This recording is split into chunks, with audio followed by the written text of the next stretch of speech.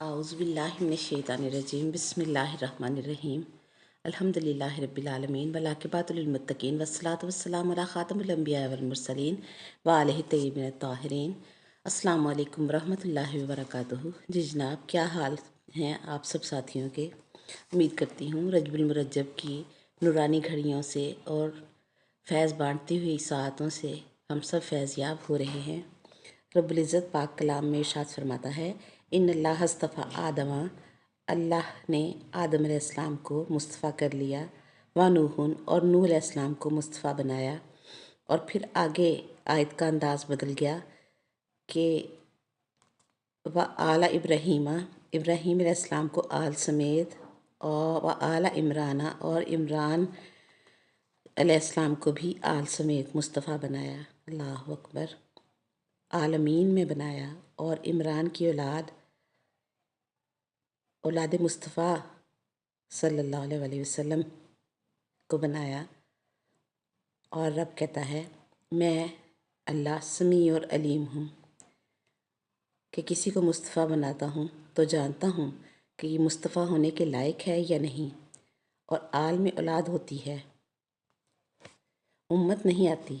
और जनाब इमरान अबू तालिब अलैहिस्सलाम की आज भी औलाद मुस्तफ़ा है। सुभान अल्लाह। इब्राहीम अलैहिस्सलाम और जनाब अबू तालिब अलैहिस्सलाम को आल समेत चुनकर बता दिया कि हमारे पैगंबर सल्लल्लाहु अलैहि वसल्लम के आबा अजदाद आले इब्राहीम में आते हैं और आले पैगंबर सल्लल्लाहु अलैहि वसल्लम जनाब अबू तालिब की आल में हैं। कि कुरान पाक में सूरह इनाम में रब्बुल इज़्ज़त इरशाद फरमाता है, व वहबना लहू इसहाक़ व यकूब कुल्लन हदैना व नूहन हदैना मिन क़ब्लु व मिन ज़ुर्रिय्यतिही दाऊदा व सुलैमाना व अय्यूबा व यूसुफ़ व मूसा व हारून व कज़ालिक नज्ज़िल मुहसिनीन व ज़करिया व यहया व ईसा व इलियास कुल्लुम मिनस सालिहीन। सुभान अल्लाह। फिर फरमाया, व इस्माईला व यसा व यूनुसा व लूता व कुल्लन फ़ज़्ज़लना अलल आलमीन व मिन अबाइहिम व ज़ुर्रिय्यतिहिम व इख़्वानिहिम वज्तबैनाहुम व हदैनाहुम इला सिरातिन मुस्तक़ीम। सुभान अल्लाह। बहुत गौर तलब आयत है।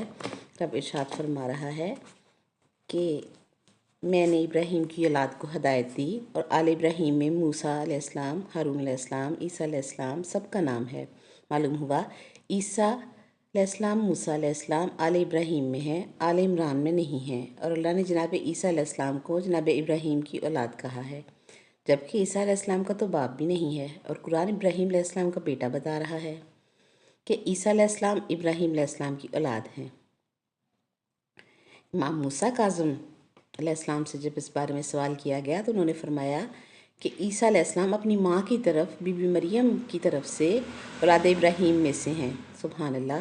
पिछली गुफ्तगू में भी 3 कुरानी अल्फाज पर बात हुई थी कि कुरान में अल्लाह करीम ने मुस्तफ़ा, मुज्तबा और मुर्तज़ा 3 लफ्ज़ जो हैं वो बयान फरमाए हैं अपनी पसंद के लिए।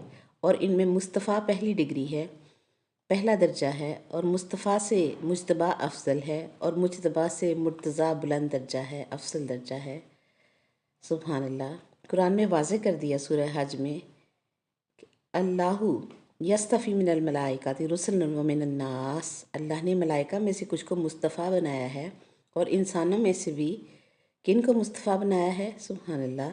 4 मलाइक मुस्तफ़ा किए हैं। जिब्राइल अलैहिस्सलाम मुस्तफ़ा हैं, इज़राइल अलैहिस्सलाम मुस्तफ़ा हैं, मिकाईल अलैहिस्सलाम मुस्तफ़ा हैं और इसराइल अलैहिस्सलाम मुस्तफ़ा है। ये 4 मलाइक नबी नहीं हैं लेकिन मुस्तफ़ा हैं। इन पर सारी उम्मत का इत्तफ़ाक़ है कि ये चारों फरिश्ते अलैहिस्सलाम हैं, इन पर सलाम है। तो जो 14 के 14 मासूमीन, सुभान अल्लाह, अल्लाह करीम के चुने हुए ख़ानदान तत्हीर के 14 मासूमीन मुर्तज़ा के ओहदे पर फायज़ हैं, उनको कोई रज़ी अल्लाह कैसे कह सकता है। मुल्ला अली मुर्तज़ा के साथ रज़ी अल्लाह कैसे लगा लेता है। और जनाब तालूत के लिए भी कुरान ने फरमाया, इन्नल्लाह अस्तफ़ा अलैकुम, अल्लाह ने तालूत को मुस्तफ़ा बनाया है लेकिन नबी नहीं है। फिर भी तालूत अलैहिस्सलाम हैं। ये चारों मलाइक भी अलैहिस्सलाम हैं और ये अलैहिस्सलाम नबी सल्लल्लाहु अलैहि वसल्लम और आले नबी सल्लल्लाहु अलैहि वसल्लम के घर के नौकर हैं। उम्मत ने मुस्तफ़ा करीम सल्लल्लाहु अलैहि वसल्लम और उनकी आले पाक की अज़मत को समझा ही नहीं, तो मुज्तबा और मुर्तज़ा तक कैसे पहुँच सकती है। हमें ये सोचना है कि कुरान جو ہے وہ ہمیں کیا سمجھانا چاہ رہا ہے۔ رب ارشاد فرماتا ہے وَمَا كَانَ اللَّهُ لِيُطْلِعَكُمْ عَلَى الْغَيْبِ، میں اللہ کسی کو علم غیب کی اطلاع نہیں دیتا۔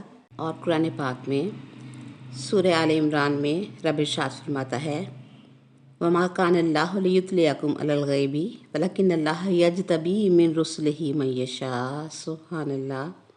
رب ارشاد فرماتا ہے میں اللہ کسی کو علم غیب کی اطلاع نہیں دیتا، علم غیب میں اللہ جانتا ہوں یا پھر وہ رسول جانتے ہیں۔ وَلَكِنَّ اللَّهَ يَجْتَبِي مِن رُسُلِهِ مَن يَشَاءُ، جن کو میں نے مجتبی بنایا ہے۔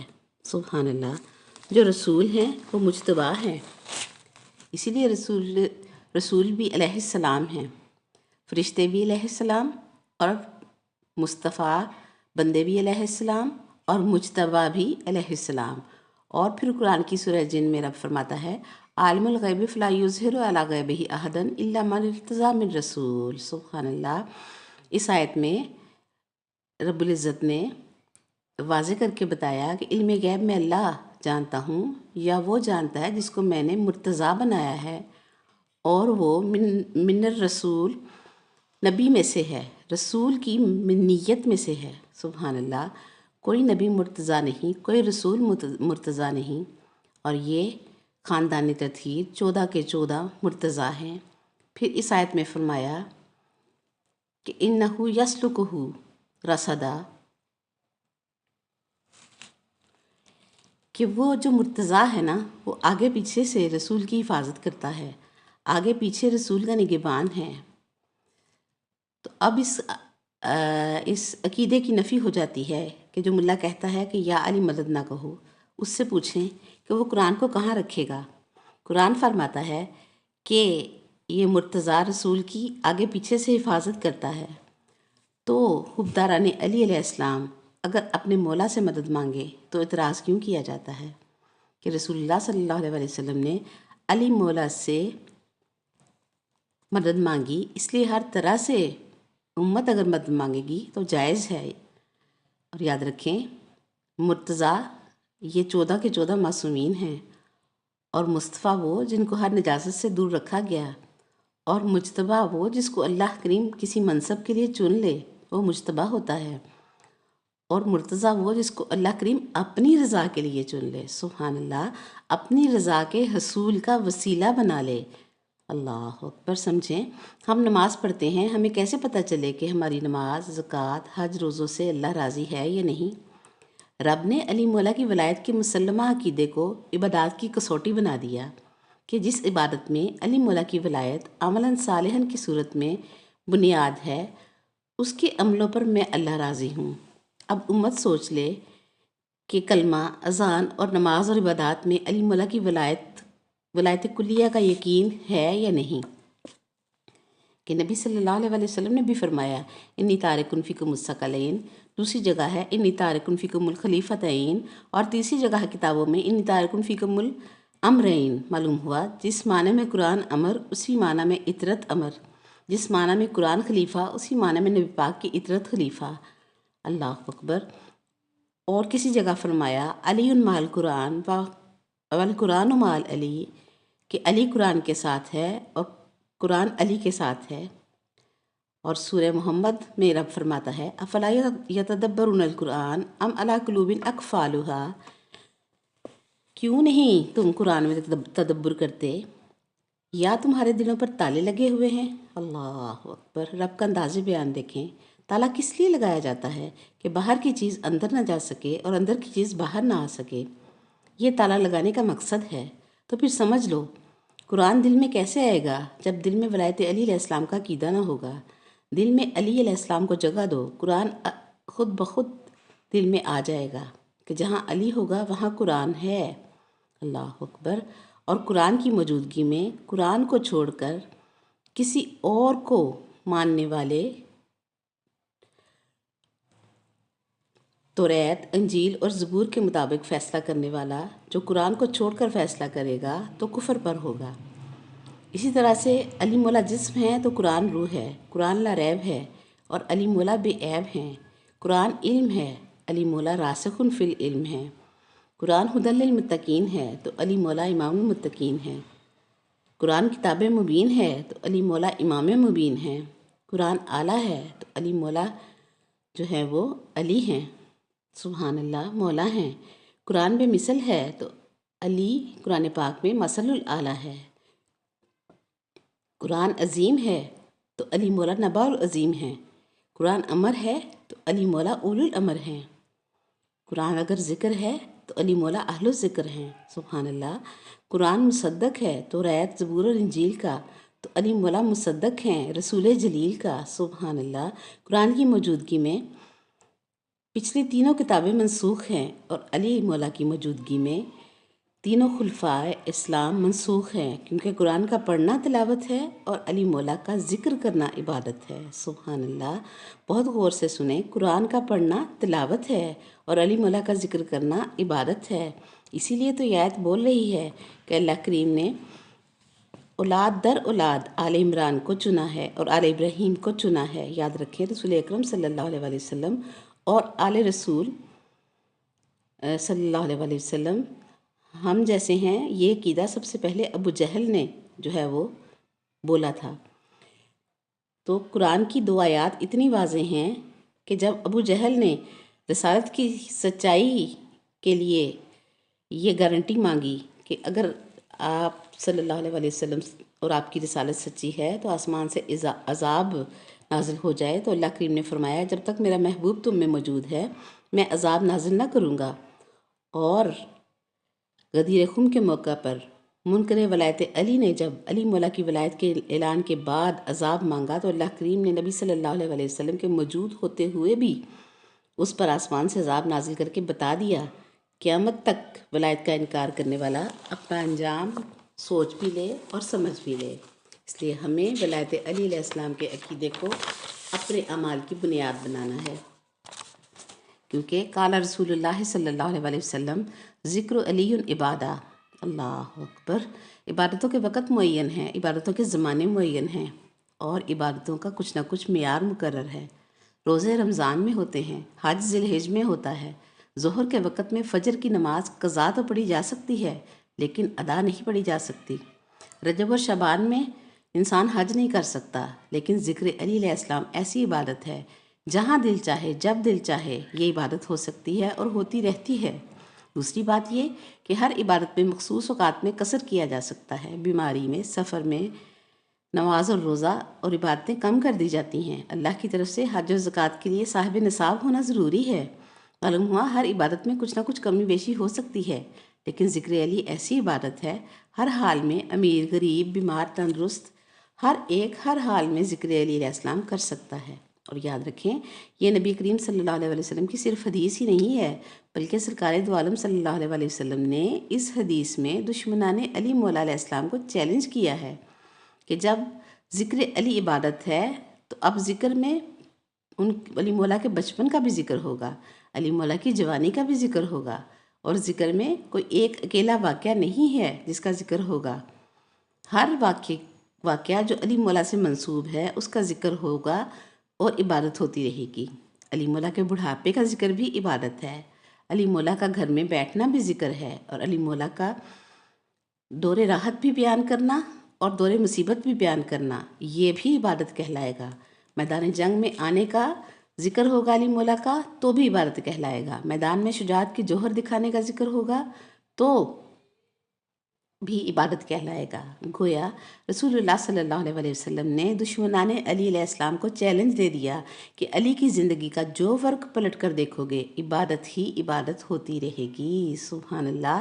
13 رجب رجب کو ایمان والے خوش ہوتے ہیں، مومنین خوشی مناتے ہیں کہ کل ایمان سے محبت رکھنے والا، کل ایمان کا دامن تھام کر صاحب ایمان ہونے والا کسی بھی طرح سے خوشی منائے گا کہ خوشی منانے اور غم منانے کے کچھ طریقے یا اصول لکھے ہوئے نہیں ہوتے، بلکہ جس طرح سے ہمارا دل خوش ہوتا ہے، محبت میں جھوم کر ہم مولا علی کی کعبہ میں آمد کا جشن مناتے ہیں، ذکر علی مولا کر کے، نیاز تقسیم کر کے، کھانا کھلا کر، گھروں کو سجا کر، نئے کپڑے پہن کر، گویا کسی بھی طریقے سے مودت اور ولایت علی علیہ السلام میں خوش ہو کر ہم اپنی خوش قسمتی کی معرفت رکھتے ہوئے جشن منا کے مومن جو ہے وہ اپنی معراج حاصل کر لیتے ہیں۔ اور مولا علی کی ذات ایک انسانی معجزے کا نام ہے، اور معجزہ کسے کہتے ہیں؟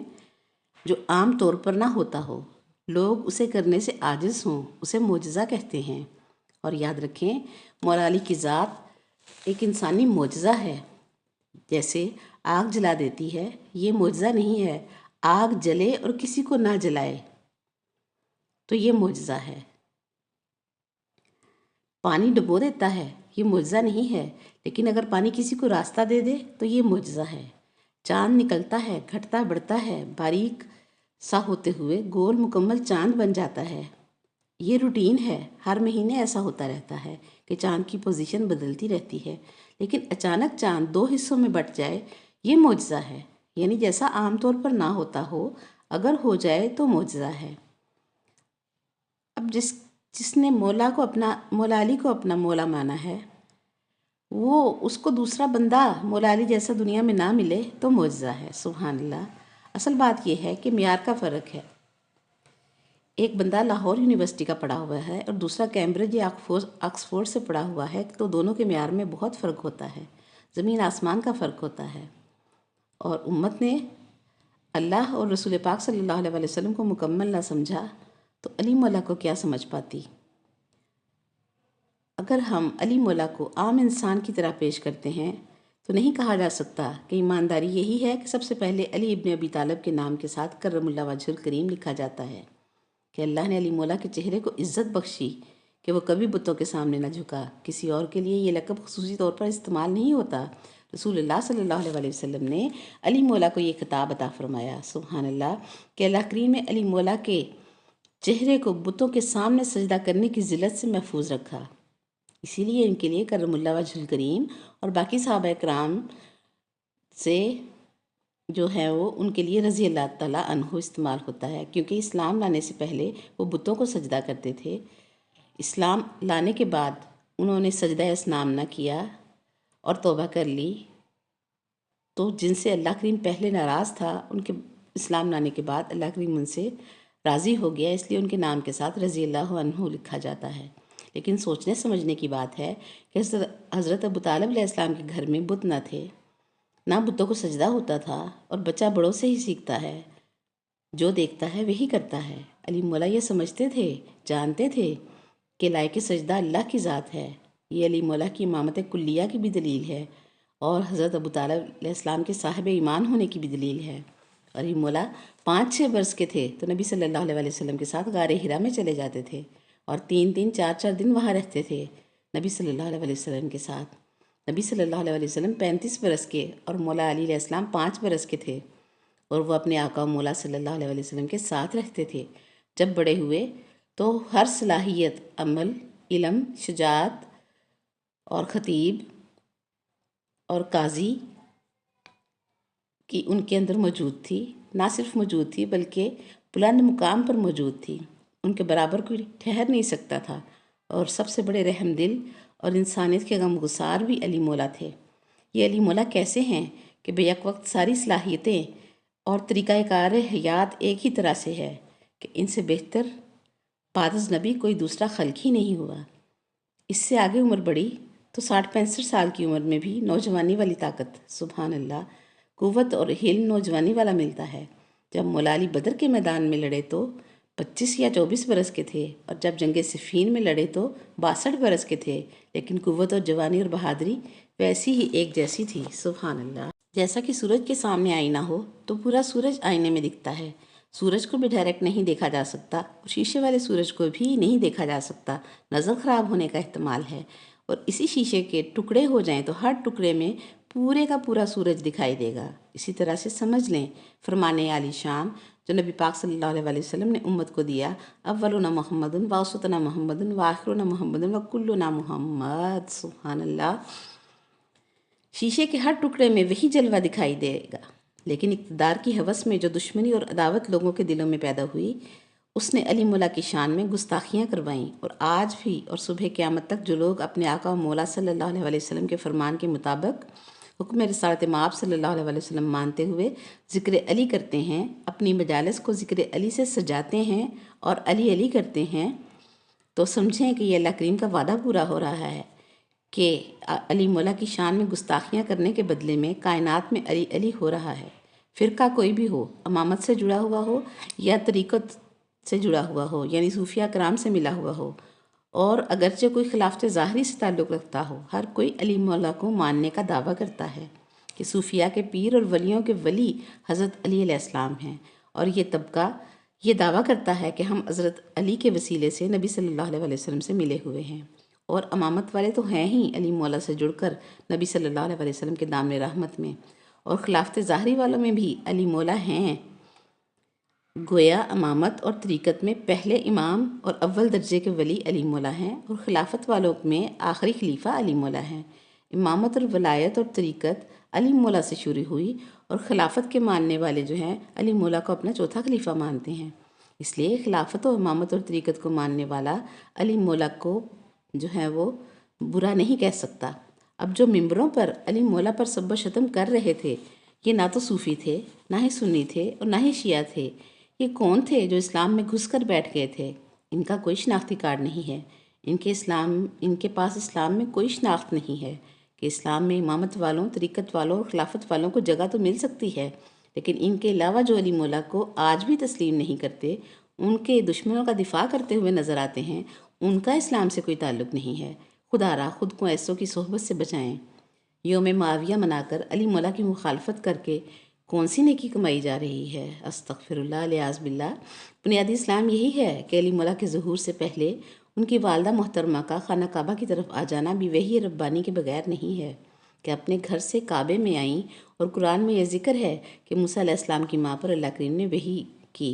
معلوم ہوا معصومین کی ماں سے رب کریم وحی الہی سے اشارہ کر دیتا ہے کہ قرآن فرماتا ہے وَأَوْحَيْنَا إِلَىٰ أُمِّ مُوسَىٰ۔ یہ آیت کریمہ ہمیں قرآن میں ملتی ہے۔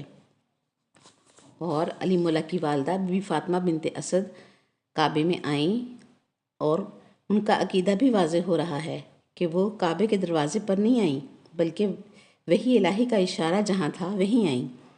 جب دیوار شک ہوئی تب بھی گھبرائی نہیں، بلکہ اندر چلی گئیں۔ سبحان اللہ، تقریباً 1-1.5 فٹ دیوار تو پھٹی ہوگی نا، لیکن بغیر گھبرائے حکم الہی کے تحت اندر چلی گئیں۔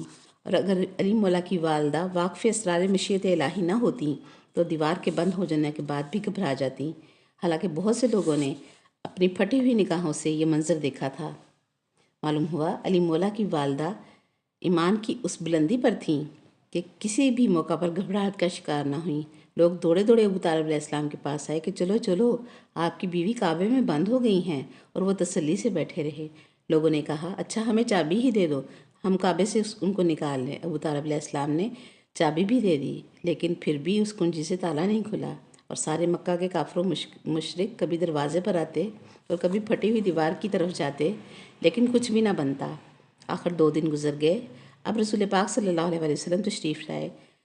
گویا خانہ کعبہ جس کے لیے اللہ کریم نے ابراہیم علیہ السلام کو ارشاد فرمایا تھا، حکم دیا تھا کہ میرے کعبے کو صاف کرو، رکوع و سجود کرنے والوں کے لیے اور اعتکاف کرنے والوں کے لیے۔ تو رکوع و سجود تو سب کرتے ہیں، لیکن 2 دن کا اعتکاف علی مولا اور ان کی والدہ نے کیا کعبے کے اندر۔ سبحان اللہ۔ جب انہوں نے یہ اعتکاف کر لیا تو نبی کریم صلی اللہ علیہ وسلم تشریف لائے، اور دیوار پھر شک ہوئی، اور نبی صلی اللہ علیہ وسلم بھی اسی دیوار سے اندر گئے۔ آپ کے اور میرے آقا مولا صلی اللہ علیہ وسلم کی رسالت کی گواہی میں چاند شک ہوا تھا، اور علی مولا کی امامت کی گواہی میں دیوار کعبہ شک ہوئی۔ رسول اللہ صلی اللہ علیہ وسلم نے آتے ہی اپنی چچی سے پوچھا کہ میرا بھائی کیسا ہے؟ تو کہنے لگیں کہ آنکھیں نہیں کھول رہا۔ فرمایا لائیں میرے ہاتھوں پر دیں۔ جو ہی رسول اکرم صلی اللہ علیہ وسلم نے علی مولا کو اٹھایا تو علی مولا نے آنکھیں کھولیں اور دیکھا اور مسکرائے، اور عرض کی یا رسول اللہ صلی اللہ علیہ وسلم کیا پڑھ کر سناؤں؟ تو نبی پاک صلی اللہ علیہ وسلم کے ہاتھوں پر انہوں نے قرآن سنایا۔ تاریخ لکھتی ہے کہ قد افلح المومنون کی آیات سنائیں، تو نبی صلی اللہ علیہ وسلم نے فرمایا مومنین کیسے نجات نہ پائیں گے، ان کو تم جیسا امیر المومنین جو مل گیا ہے۔ یاد رکھیں علی مولا کی ہستی وہ ہستی ہے جس نے کبھی بھی فضائل کی تمنا نہ کی، بلکہ فضائل نے علی مولا کی تمنا کی۔ علی مولا نے نماز میں انگوٹھی اشارے سے دے دی اور فقیر نے اتار کر لے لی، تو انما ولیکم اللہ کی آیت نازل ہو گئی۔ پتہ چلا ولایت کی تمنا مولا علی علیہ السلام تھے۔ علی مولا کو جنت کی تمنا نہیں ہے، بلکہ جنت کو علی مولا کی تمنا ہے۔ خیبر میں علم علی مولا کی آرزو نہ تھی، بلکہ علم کو علی مولا کی تمنا تھی، اسی لیے تو ناد علی پکارنے پر آئے۔ اسی طرح سے کعبے کو تمنا تھی کہ مولا علی مجھ میں ظہور فرمائیں۔ مولا کی تمنا نہ تھی کہ میں کعبہ میں ہوں۔ کس کی آرزو کون ہے کہ جس کو گھر تک آنا ہو گھر تک آئے، کعبہ کہیں نہیں جاتا۔ جس کو آنا ہوتا ہے کعبے کی طرف کعبے تک آ جاتا ہے۔ اگر مولا علی کی والدہ دروازے سے جاتی تو علی مولا کو کعبے کی تمنا ہوتی، اور اگر کعبہ کی دیوار راستہ دے دے تو معلوم ہوتا ہے کہ کعبے کو علی مولا کی تمنا ہے۔ رب العزت ہمیں فہم عطا فرمائے اور ہمیں اجر رسالت ادا کرتے ہوئے صبح سے شام کرنے کی توفیق عطا فرمائے، اور رجب المرجب میں آنے والے اس ولایت کے سورج کو اپنی اپنی عقل اور شعور اور ادراک کے مطابق ماننے اور تسلیم کرنے کی توفیق عطا فرمائے۔ آج کے لیے اتنا ہی۔ وآخر دعوانا الحمدللہ رب العالمین۔ سبحانک اللہم و بحمدک ونشہد ان لا الہ الا انت نستغفرک ونتوب الیک۔ السلام علیکم ورحمۃ اللہ وبرکاتہ۔